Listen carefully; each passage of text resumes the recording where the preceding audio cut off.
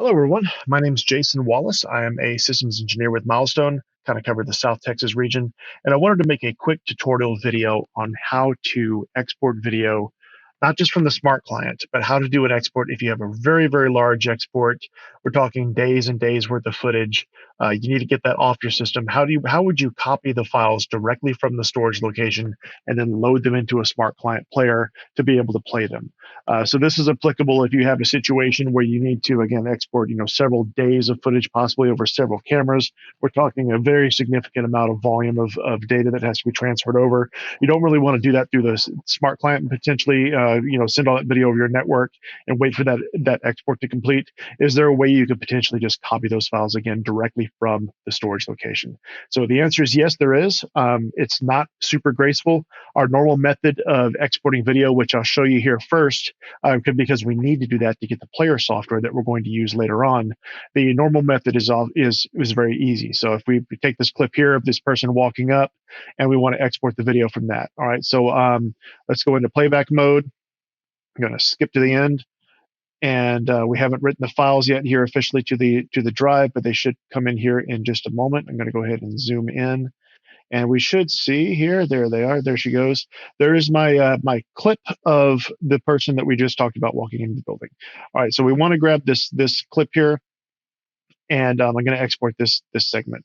So going to just, again, this is just to get this exercise here is purely to show an export and so we can get the player that we're going to use. So I'm just going to export a tiny little sliver of video because we don't need much, and going to check the box.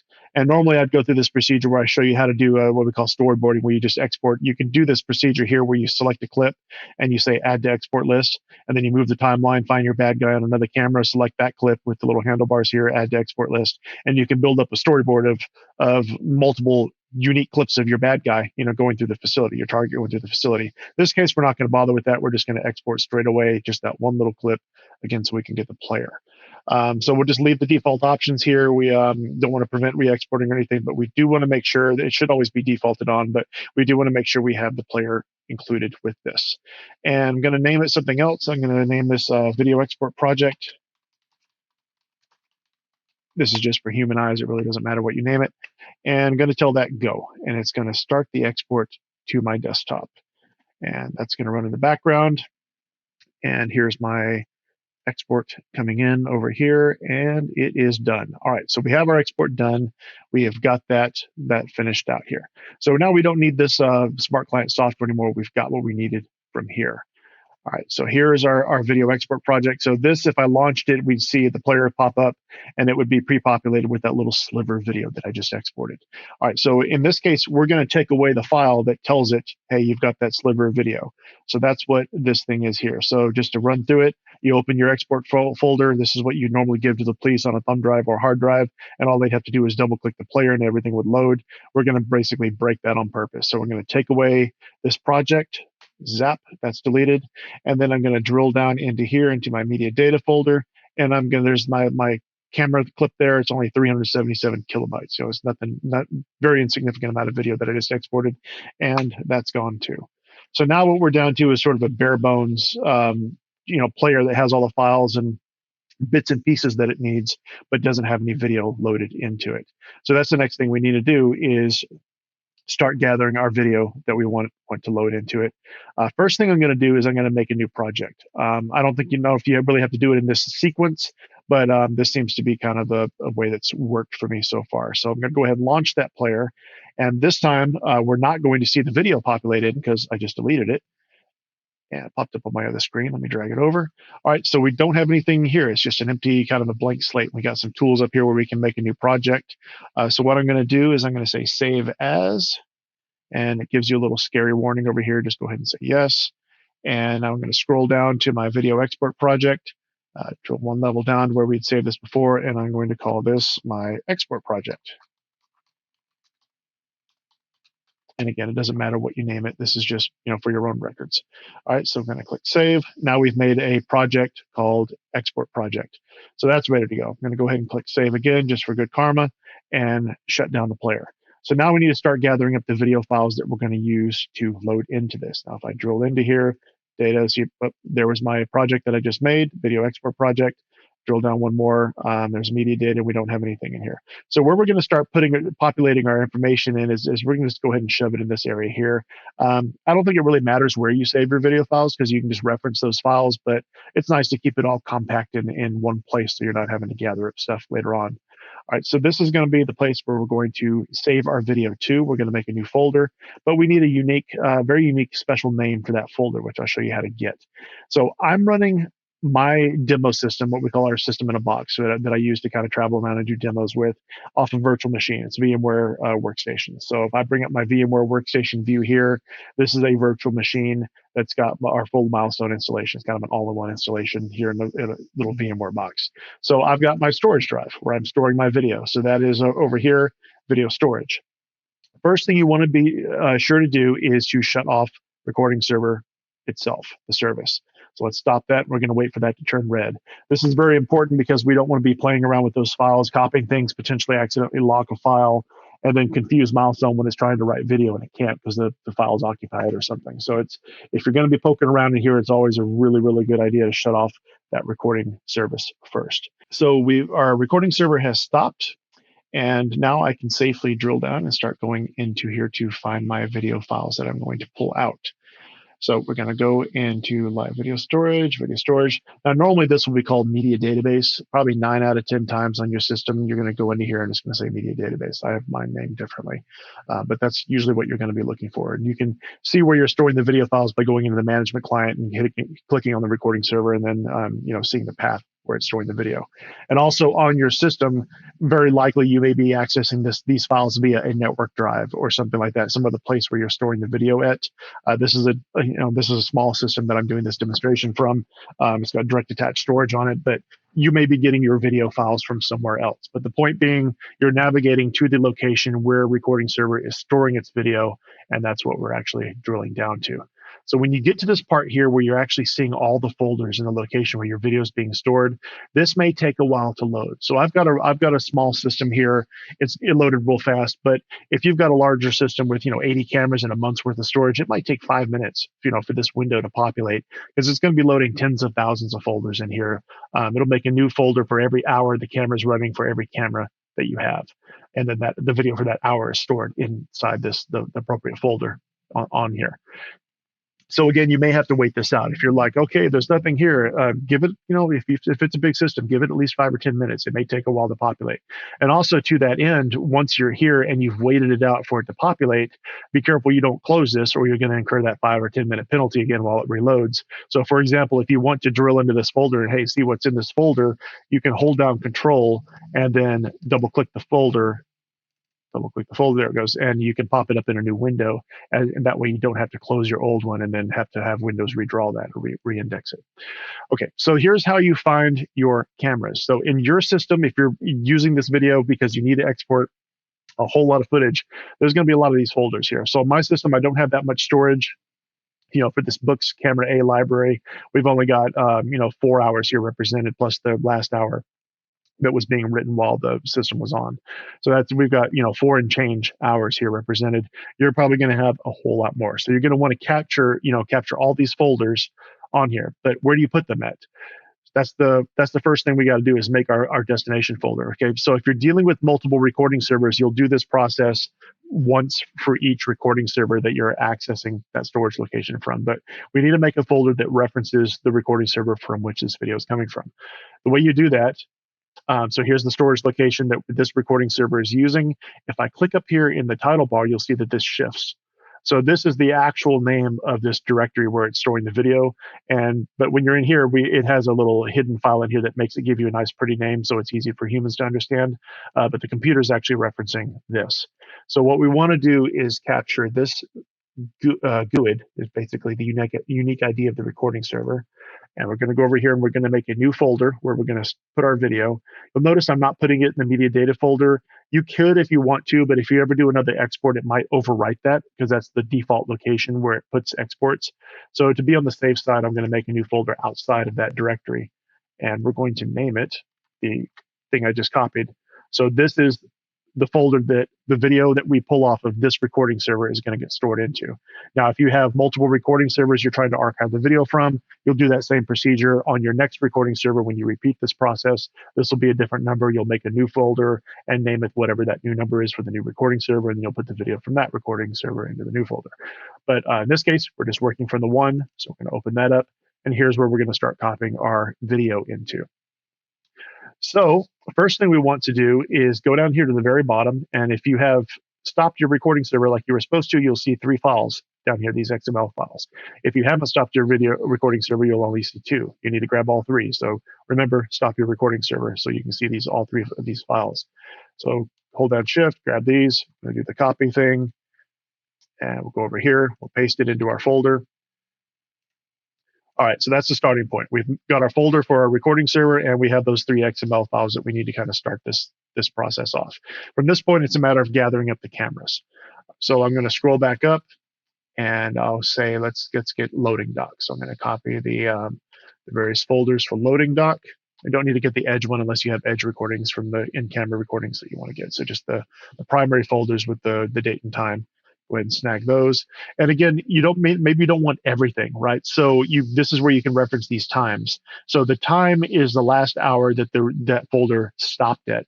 So if you see a folder that the time is represented at 1 p.m., it probably has roughly 12 p.m. to 1 p.m.'s video in that folder. That's where you know where to grab what days you want. So you probably don't want to export literally everything off your server. So you want to selectively pick these folders and grab the ones that have the hours or the time range of video that you want to collect off of your system. In this case, for the sake of the demo, I'm just going to grab all of them for this one, copy it, go over here, paste. So again, this may be an RDP session, maybe this is a file share, but whatever method you're using, you want to copy them to this safe place. You'll see I'm copying these to my desktop. What you don't want to do is duplicate the video files to the same drive, because then you're risking overwriting something or filling the drive up and then causing Milestone when you start the recording server again to go, wow, my drive's full, and then start recycling the video prematurely. So you want to generally copy them from here. You don't want to manipulate anything on this folder. We're just copying from over here, and then we're pasting to a safe separate drive array, separate drive location where we're not screwing around with our originals on here. So there was the loading dock. You'll see it change it to the kind of the ugly GUID thing. Yours may keep that if it copied that hidden file. I'm doing mine from a VMware machine, so it kind of scrambles it back to the ugly name in there. These are the GUIDs for the actual camera. But you'll probably see these things look correct when you copy them over. All right, so then we're going to go, and I'm going to grab, let's go ahead and grab maybe lobby entrance. Snag that. Paste. And maybe one more. Let's grab, that doesn't matter. Parking. Grab the parking one. Copy, paste. And again, you'd rinse and repeat, and you would have very, very many more folders. If you're bothering to do this, you're exporting a large amount of data, you're going to have a lot more folders than what I'm copying over right here. So you may be wondering, you may be groaning and going, oh my God, so many hours, I don't want to do this. We do have a PowerShell script. I'll try to put this in the comments for the video if we say this on YouTube. Try to include a comment with it that shows you the PowerShell script. But you can use PowerShell to selectively go through and based on the file name, go and say, okay, grab me all the files that have this name between this date range and that date range. So you can automate the collection of these folders to copy them to another location using PowerShell, and I'll try to include that in the comments. So look in the notes or the comments for this video that you're watching, and hopefully that should come through. If it doesn't, shoot me an email, jwa@milestone.us. I'll try to forward that video over, or those PowerShell scripts over to you that you can edit to collect these things to do it for you. All right, so we have our video. So again, you would have many, many, many more of these folders than I'm doing for the demo, but it illustrates the point of how we're kind of starting the process here. So we've got our video copied over. We have our folder created based on the name of the recording server. I cleaned it out and kind of have everything ready to go for us to start importing that video into the player. So I'm going to close out or minimize my my virtual machine, and now we're kind of working from our safe place to where we're not editing the original files anymore. So at this point, we're going to launch the Smart Client Player. It's our player software. Remember, we're still a blank slate. I saved that new project, but we haven't loaded anything into it yet. So we get a player popping up. We're going to want to be in setup mode. If it doesn't default to that, go into setup mode. And that's where you can see these options up here. And you also get this little option down here. This is open database. This is how we're going to load new video camera data into the player. So I'm going to click that, and we're going to drill down to our location for our project here. So there's my video export, client files, data, and there's my GUID for the recording server. Expand that, and look, we got the nice names again. All right, so there's the 3 cameras that I wanted to add. You don't have to drill down further, because when you click on the master record for it, it's going to grab all those subfolders. So at least you don't have to go load each one of those individual subfolders. You're just loading the camera itself, and it snags all the extra stuff in there. So I clicked that. It said status completed, loaded it in. Do you want to open another one, or do you want to close? Well, we have 2 more, so let's open another one. Same thing, scroll down. We're going to do the next one. Okay, got it. It's good. Open another one. Let's do our last one. Got it. It's good. So we're done. We can go ahead and close. All right. So now we've loaded the video into Milestone. Why don't we see the video yet? Well, we still have to make a layout to drag these cameras into here. So I'm going to go ahead and, just for good karma, go ahead and save my project. So we're not going to lose any work that we've done so far by clicking that button. And now we're still in setup mode. So we want to go here, and there's our 3 cameras that we just added, and just drag them in. So bink, bink, and bink. And we're good. So now when we exit setup mode, here's the video. So here's all the video that I have stored for this camera here. It snagged that, and you'll see we got, so in this case, I actually had video for this camera that didn't exist up here. So it had extra footage down here for this camera. These cameras didn't have any footage yet. We come over here, and now we have all 3 cameras lighting up and kind of doing their thing. And we got some gaps in here, because this is, again, my demo machine. I had it shut off at various times. So we have these gaps of no recording. That's normal, because that matches when I had the machine shut off. But with the point being that we've actually loaded all the video that we had available off the system, a large amount of it, without actually doing a video export. This was directly imported in off of the server itself. And that's pretty much it. Once you've got it loaded in here, let's go. We want to go back in here, go back to setup. Be sure to click save again. Now, from this point, you've got the project saved. You don't have to go through this process every single time. I'm going to go ahead and close it. Now, if I come back and I double click it again, all of our work is preserved. And from this point, it's as though you've done a conventional export, just with tons of video. And so you could, drop this onto a hard drive and share this what will be a very large folder for you of data with other people, or to share the project out independent of the Milestone system itself. It's telling you that some of the video has signatures for tamper verification. I do the test on that. So we're getting a verified from the recorder, because I'm using Milestone corporate that can verify the video wasn't tampered with on the recorder. But we don't have the verification here from the export, because we didn't do a conventional export. So this is not signed. We didn't get the digital signature from the export process. So that's what's letting us know that we do have the originals from the recorder, but we don't have a way to verify that we've done that it hasn't been tampered with since it was exported, because we did it a weird way. But that worked, and that's kind of the process. So again, once you're in here, you've got this loaded. You don't have to keep doing this over and over again. You can double click it. You can go full screen. You can zoom in. You have all the normal stuff you'd normally have with the player. We've just sort of bypassed the normal process in order to get a much larger batch out of it. And lastly, if you do happen to export too much, you grabbed way more than you thought you needed, you can, since we didn't check that box when we made our little player here, you can export from our export. So if you wanted to select a range of video and go over here and say export, you can make another batch and include the player with it, and export another clip of video. Or if you wanted to select the other camera, so you can say, okay, we want to export all of these for this long range of video. You could go over here and you could say export, and there's all my clips loaded in there. So you could selectively export, and pare it down, and then, have another clean export that consists of smaller amounts of video if you wanted to. Don't have to do that. Once we have it in this state here, it's ready to go, and you can, just work with it or share it or do whatever you need to do. But that is the process. Like I said, it's a little clunky, but if you need a way to dump tons and tons of video out and load it into Milestone, this is the way you can go about doing that. Hope that was helpful, and have a great day.